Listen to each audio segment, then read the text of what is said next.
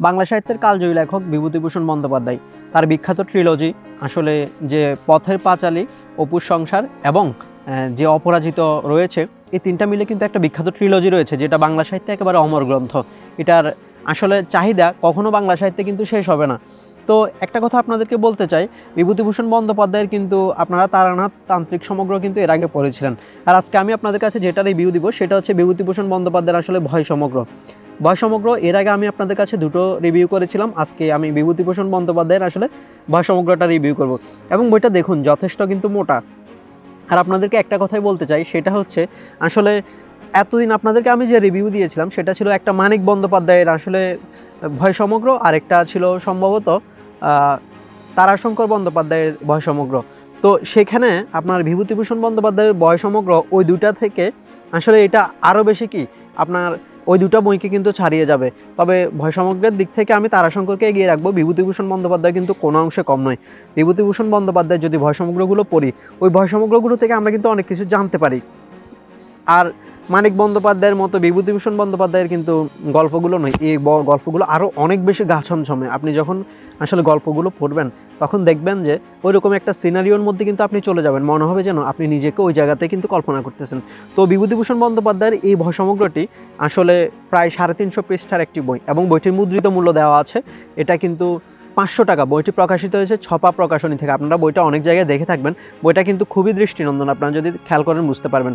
তো এই ভয় সমগ্রতে সম্ভবত 40টার মতো গল্প রয়েছে, নাকি 39টা গল্প দেখেছিলাম আমি, 39টা গল্প রয়েছে। তো এই 39টা গল্পের মধ্যে সবগুলো গল্প আমি পড়ি নাই, আমি সম্ভবত 20টার মতো গল্প পড়েছি। ওই সুবাদে আমি আপনাদের কাছে রিভিউ দিতে এসেছি, যেহেতু গল্পগুলো আলাদা আলাদা তাই রিভিউ দিতে আমার মনে হয় কোনো সমস্যা হওয়ার কথা না।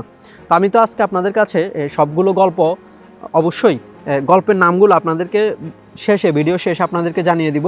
আর তার আগে আমি আপনাদেরকে 3টা গল্পের সামারি বলার চেষ্টা করব, তাহলে আপনারা বুঝতে পারবেন যে এই ভয় সমগ্রটা পড়ে আপনি আসলে কি জানতে পারবেন, কিংবা আসলে কেমন কেমন গা ছমছমে পরিস্থিতি আপনার সৃষ্টি হবে। তো বইটির যে প্রথম গল্পটি রয়েছে, সেই প্রথম গল্পটির নাম হচ্ছে আসলে দাতার স্বর্গ। তো দাতার স্বর্গতে আসলে দেখা যায় যে কর্ণসেন নামে একজন ব্যক্তি ছিলেন একটা রাজ্যে। তো ওই ব্যক্তি সবসময় কিন্তু দান করতে পছন্দ করতেন, অর্থাৎ তার খুব বেশি ছিল না, কিন্তু তবুও তিনি আসলে অনেক বেশি দান করতে পছন্দ করতেন।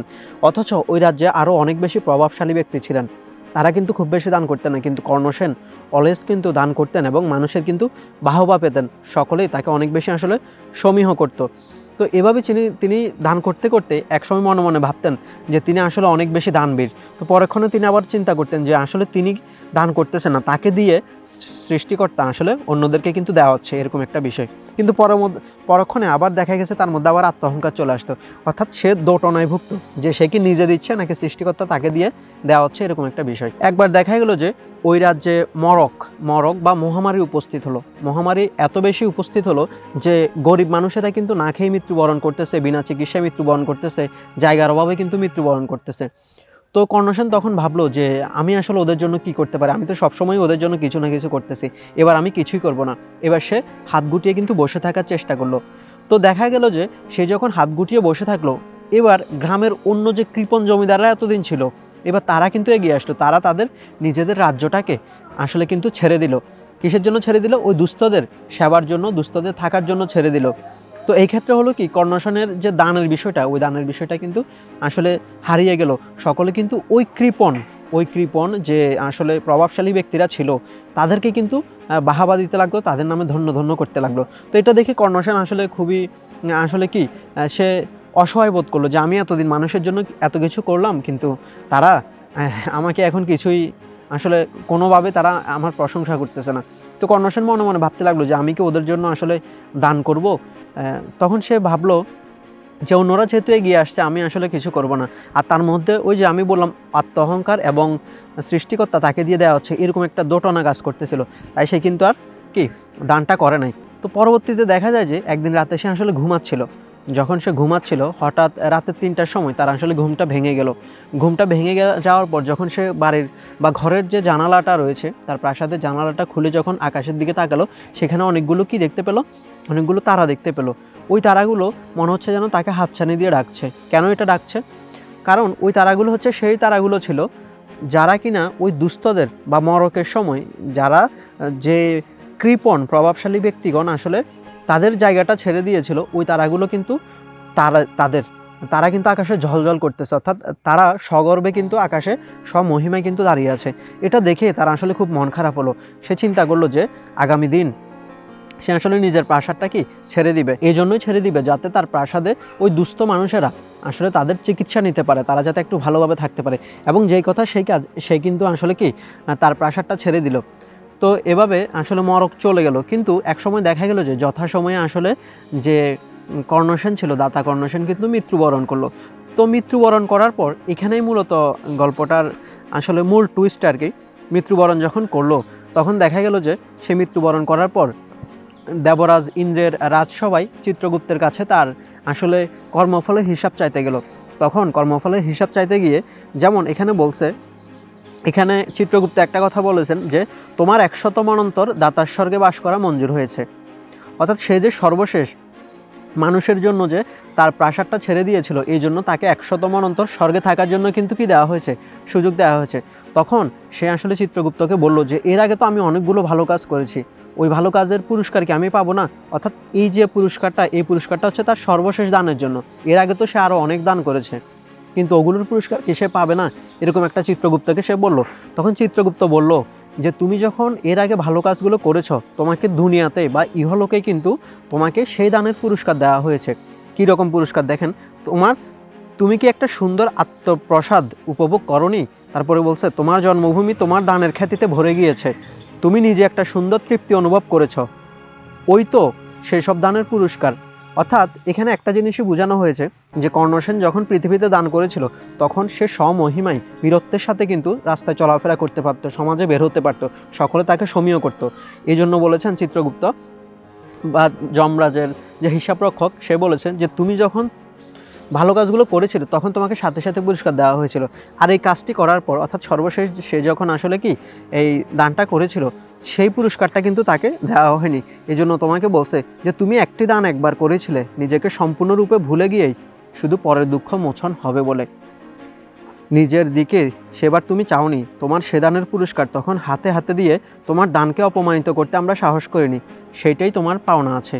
অর্থাৎ সর্বশেষ যে দানটা সে করেছিল সেটার পুরস্কার তাকে হাতে হাতে দেওয়া হয়নি, তাকে পরলোকে কিন্তু সেটার পুরস্কার দেওয়া হয়েছে। এই জন্য তাকে 100 মন্বন্তর স্বর্গে থাকার জন্য কিন্তু কি আদেশ দেওয়া হয়েছে।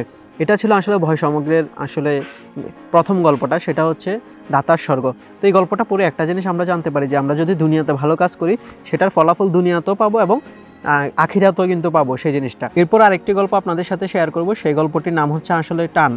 তো এই টান গল্পে দেখা যায় আসলে গল্পকথকের মা উগান্ডার যে নাইরোবি শহর রয়েছে, ওই নাইরোবি শহরে কিন্তু মৃত্যুবরণ করে। তো তাকে আসলে শ্মশানঘাটে নিয়ে যাওয়া হয় রাত 11টা বাজে। কিন্তু আরেকটা কথা বলে রাখি, সে কিন্তু ডাক্তার আসার পূর্বেই কিন্তু মৃত্যুবরণ করে। শ্মশানটা ছিল শহর থেকে দূরে, বেশ নির্জন ও ঘন জঙ্গলের কিনারায়।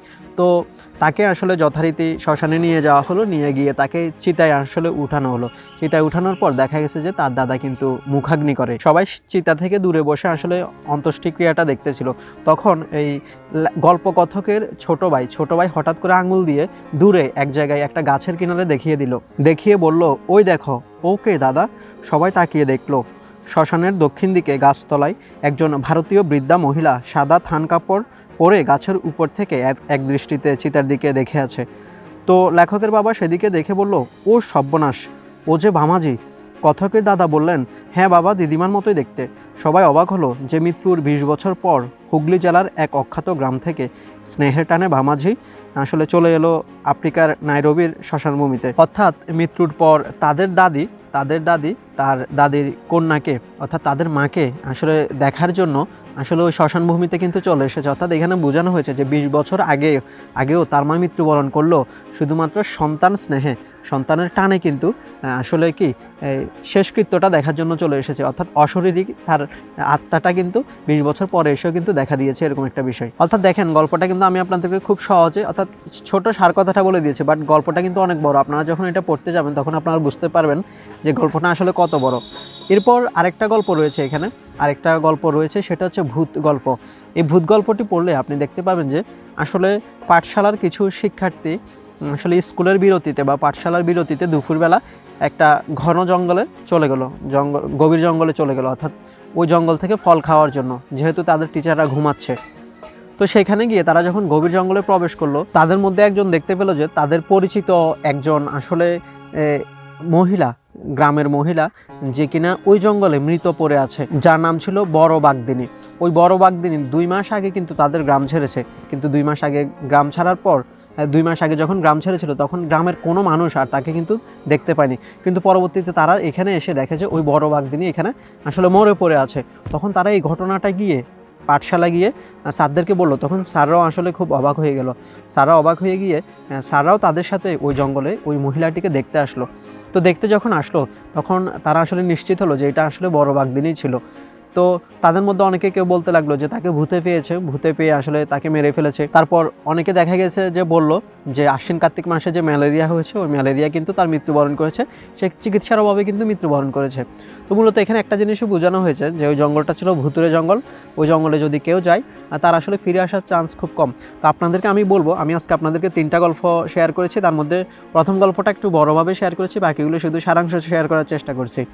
তো আপনাদেরকে বলবো এই ভয় সমগ্রটা একটা মাস্টারপিস, আসলে মাস্টারপিস। বিভূতিভূষণ বন্দ্যোপাধ্যায় তার আরণ্যক, অপরাজিত কিংবা অন্যান্য বইয়ের মতো, অন্যান্য গ্রন্থের মতো ভয় সমগ্র কিন্তু খুবই দারুণ লিখেন। আপনারা যারা রাতের বেলায় বসে আসলে গা ছমছমে পরিবেশ সৃষ্টি করতে চান, নিজের মধ্যে একটু ভয়ের সঞ্চার করতে চান, তারা এই বইটি অবশ্যই সংগ্রহ করতে পারেন। বইটির মুদ্রিত মূল্য 500 টাকা দেওয়া থাকলেও বইটি আপনি 250 থেকে 300 টাকার ভেতরে কিন্তু অবশ্যই পেয়ে যাবেন। আর বইটির বাইন্ডিং একদম প্রিমিয়াম বাইন্ডিং, খুবই প্রিমিয়াম কোয়ালিটির বাইন্ডিং। আমি আশা করব আপনারা আসলে বইটি সংগ্রহ করবেন। বইটি সংগ্রহ করলে গল্পগুলো আসলে খুব সুন্দর করে বুঝতে পারবেন। আর সবচেয়ে বইটির একটা জিনিস ভালো লেগেছে, সেটা হচ্ছে ছবি দেওয়া আছে, কিছু স্টিকার যুক্ত করা হয়েছে। সবশেষে বলবো, আপনি যদি এরকম নতুন নতুন বইয়ের রিভিউ চান তাহলে চ্যানেলটি সাবস্ক্রাইব করে notification bell button all notification করে দিবেন। আর যদি আপনার কোনো মতামত থাকে তাহলে ভিডিওর কমেন্ট বক্সে জানাতে পারেন। আর আজকের ভিডিওটি ভালো লাগলে অবশ্যই ভিডিওতে একটা লাইক দিয়ে দিবেন। ধন্যবাদ সকলকে।